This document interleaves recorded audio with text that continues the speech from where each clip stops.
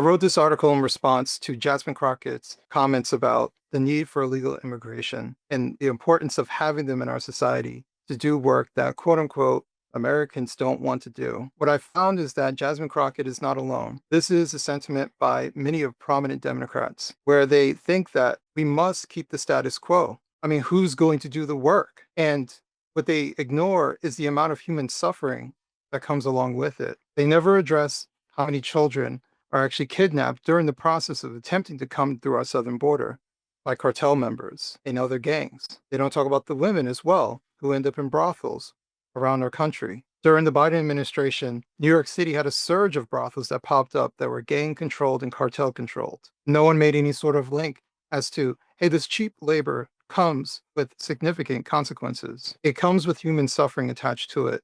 And in the same way that Americans are okay with China building our iPhones, while knowing that some of them want to kill themselves because of the long suffering hours and how unfairly they're treated in their work environments. But we turn a blind eye when it's happening here too. We don't recognize that while that person might be doing a job for really cheap in some warehouse in your neck of the woods, what you don't realize is that they're being extorted and they have to give up a certain amount of their money back to the cartel for bringing them across.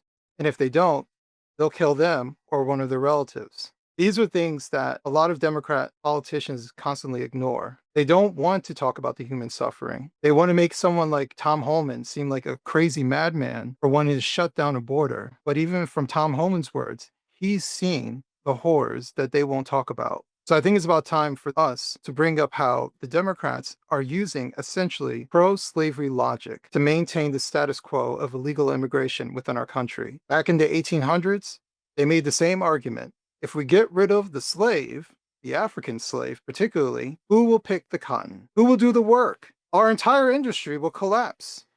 Our economics are more important than our morals. And now the Democrats have come back to the same conclusion. The economy is far more important than our morals.